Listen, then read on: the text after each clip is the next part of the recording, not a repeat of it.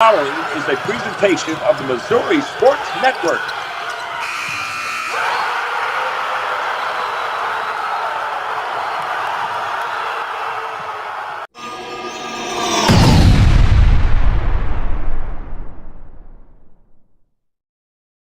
Good morning, sports fans, and good morning, Missouri. This is Guy Newcomb, the scoreboard guy, coming to you from the Pizza Ranch studio on the Missouri Sports Network at MissouriSportsNetwork.com, where everyone has a home field advantage. Presented, as always, by the Chevy dealers of the Ozarks, the Bank of Billings, Burgess & Associates, Doak Propane, Central Bank of the Ozarks, and Liuna Labor's Local 663. Building Missouri and building Missouri State, reminding us to drive safely in all work zones. Those folks want to go home to their families as well. Hope everyone had a wonderful Memorial Day weekend, a time to honor those men and women who gave the ultimate sacrifice to their friends and family who mourn that loss of life, and we grieve with them. But also in doing so, we must also thank God that men and women like these lived. And I would like to tell you a story, quite literally a story, of a recipient of the Medal of Honor who has been missing nearly 73 years. And over this weekend, his remains came home to his final resting place. Soldiers of the 9th Infantry Regiment made a desperate retreat as North Korean troops closed in around them. A wounded 18-year-old Army PFC, Luther Herschel Story, feared his injuries would slow down his company, so he stayed behind to cover their withdrawal. Story's actions in the Korean War took place on September 1st, 1950. And they would ensure that he was remembered. He was awarded the Medal of Honor, the nation's highest military honor, which is now displayed alongside his portrait at the National Infantry Museum, an hour's drive from his hometown of Americus, Georgia. The Story was never seen alive again after that, and his final resting place was long remained a mystery. That changed in April when the U.S. military revealed lab tests had matched DNA from Wade and her late mother to the bones of an identified American soldier recovered from Korea in October of 1950. The remains indeed did belong to Story. The case agent told his niece over the phone after nearly 73 years he was coming home. A Memorial Day burial with military honors took place Monday at the Andersonville National Cemetery. A police escort with flashing lights escorted Story's casket through the streets of nearby Americus on Wednesday after it arrived in Georgia. Then on Monday, residents lined the streets as the funeral procession drove by. Story grew up about 150 miles south of Atlanta in Sumter County, where his father was a sharecropper. As a young boy, Story, who had had a keen sense of humor and liked baseball, joined his parents and older siblings in the fields to help harvest the cotton. The work was hard and it didn't pay much.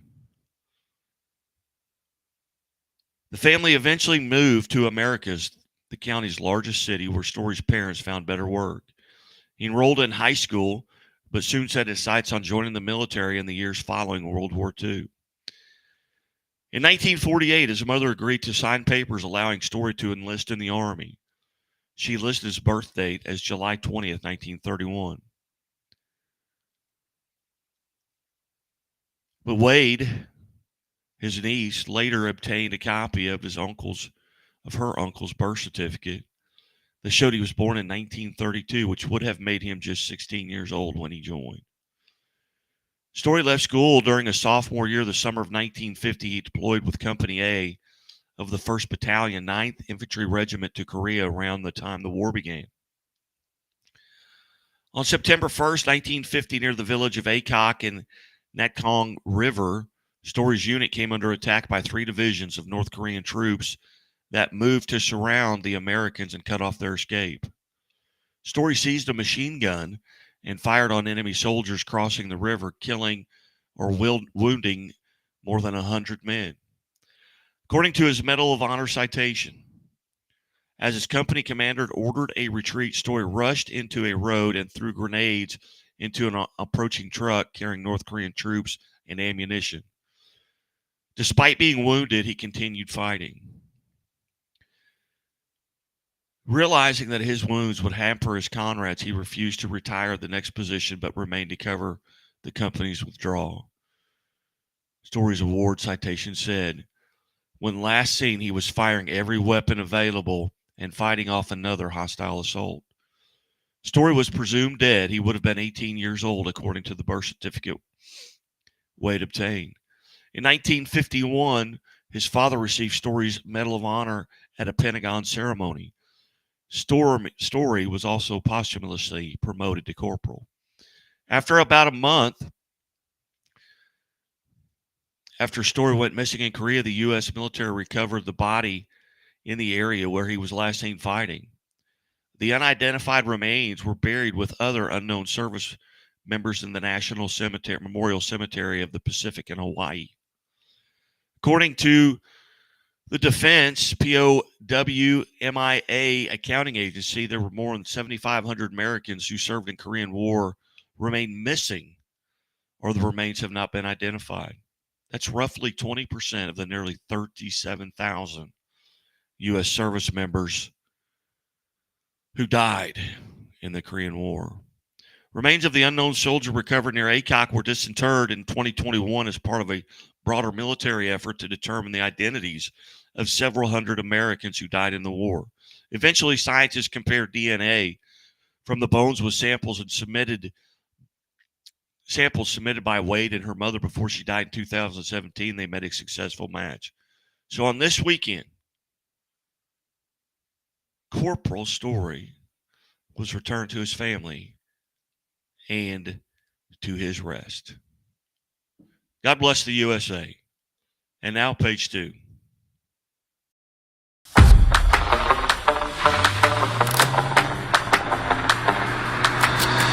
The qualities in a truck that are most important are reliability, just really great function.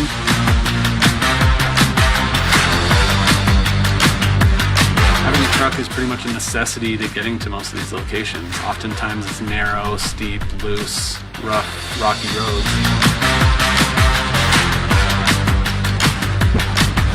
Having a truck is essential to every part of what we do, from picking up material for the home to delivering the home. Always carrying something, pulling something. It's something that we use every single day here.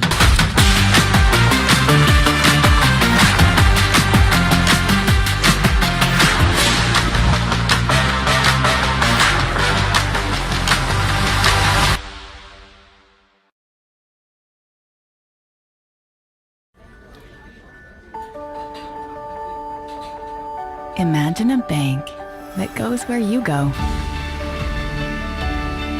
creating seamless solutions for every step in your financial journey, allowing you to manage your money the way you want to, with a banking relationship that makes every day extraordinary. Imagine a world full of possibilities, always within reach. Central Bank. We do banking better.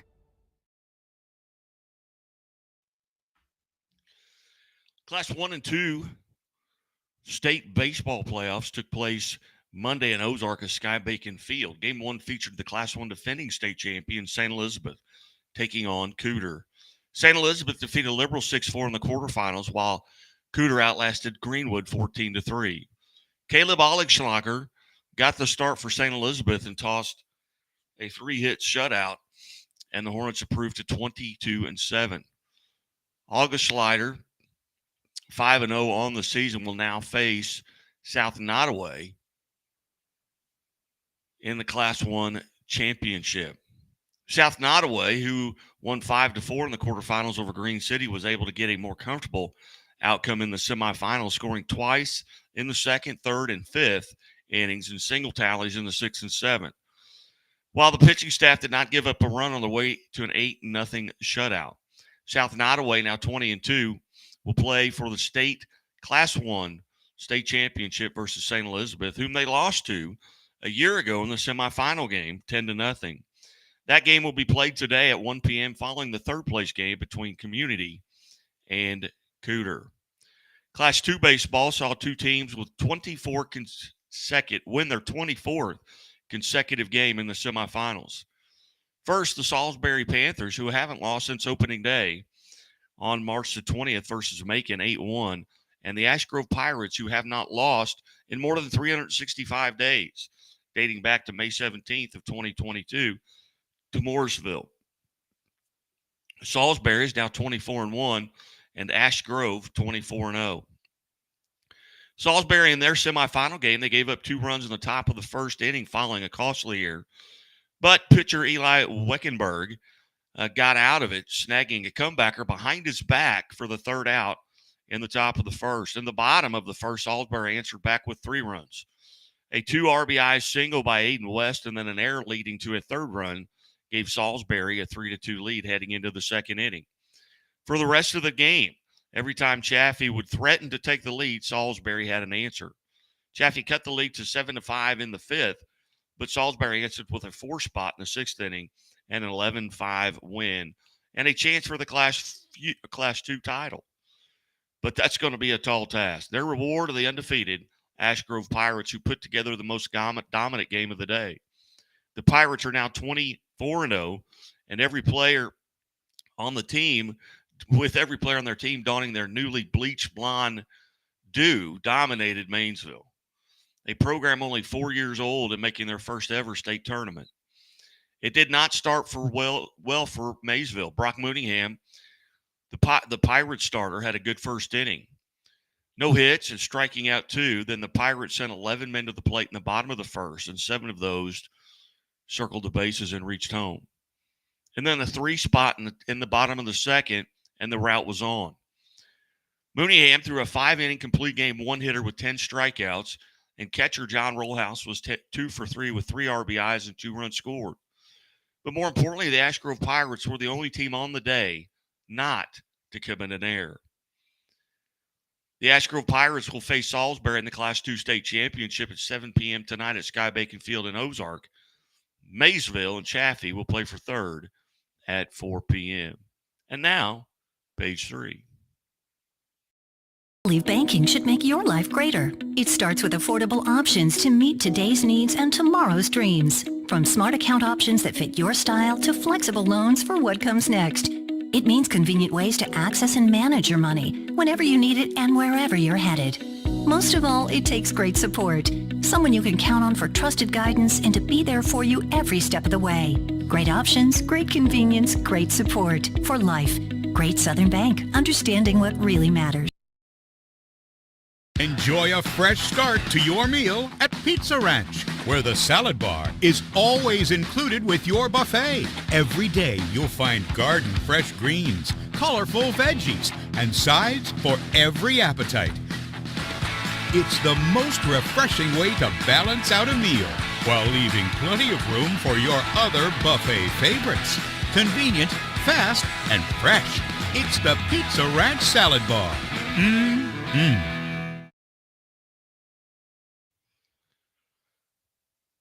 Page 3 state track and field championships took place over the weekend for the larger classes at Atkins Stadium in Jefferson City. Your team state champions are as follows. In girls class 3, Lutheran St. Charles.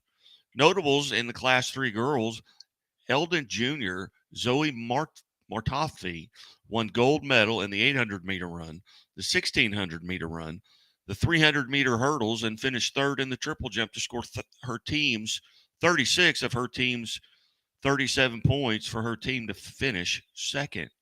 Your Class 4 champion is Kearney High School. The Parkway Central Junior Sky Lee won gold in the 100-meter dash, the 300-meter dash, the 100-meter hurdles, and the 300-meter hurdles, scoring 40 of Parkway Central's 48.5 points and a team finish of third place. Class 5 state champion Cardinal Ritter. Raytown South senior Isaiah Akins won the 100-meter dash, the 200-meter dash, the 400-meter run to earn all 30 of her points, of her team's points, leading to an 8th place finish. Class 3 boys state champions are Bowling Green High School. Class 4 boys state champions, Festus. And the Class 5 boys state champions are Rockbridge High School. The Cardinals and Royals are playing each other in St. Louis, just a 2-day series, and then the Royals and Cardinals are off until Friday. Almost a mini all-star vacation, but yesterday went well for Kansas City, and the Birds on the bat are struggling.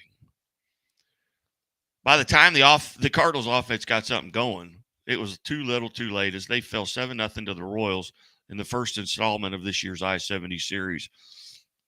A Memorial Day matinee in front of an announced sellout crowd of 45,911 at Busch Stadium. Former Cardinals pitcher Mike Myers tossed 6 perfect innings to squash the Cardinals offense, which finished today with just 2 hits. They were shut out for the 6th time this season, and a combined perfect game through 7 innings. Cardinal fans and some Royals fans in the stadium started to think the impossible might happen. The last no-hitter thrown against the Cardinals in St. Louis came on Friday, July the 20th, 1906, tossed by Mel Eason of the Brooklyn Superbas. Since 1920, the Cardinals have only been no-hit 5 times, and all were on the road. On May the 15th, 1960, by Don Cardwell of the Cubs at Wrigley.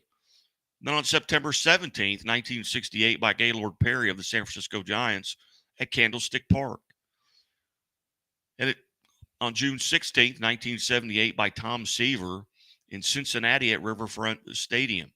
Tom Seaver threw 3 complete game one-hitters as a Met, but this was his first no-hitter. And on June 29, 1990, Fernando Valenzuela at Dodger Stadium, and most recently 11 years ago on almost to the day, on June 1st at Citi Field at the hands of Johan Santana of the Mets, which coincidentally was the Mets' first no-hitter. The Royals have thrown 4 no-hitters in their history. Steve Busby did it twice. And the first time was the first time in Major League history that a pitcher threw a no-hitter but never appeared in the batter's box as a hitter. Jim Coburn did it, and most recently, August 26, 1991, Brett Saberhagen threw a no-hitter versus the Chicago White Sox. The Cardinals, 24-32, entered the day having gone 3-4 on their recent 7-game road trip in Ohio with Cincinnati and Cleveland. They'll play 2 games with the cross-state interleague rivals, and then they'll have 2 days off before they begin their next 2-city road trip. As we head out today, now maybe not to school, maybe to the golf course, maybe you're on your way to work. Hey, the Missouri State Highway Patrol reminds us to take that 3 seconds and buckle up. It's 3 seconds that could save your life. Be safe, be smart, and be here tomorrow. God bless.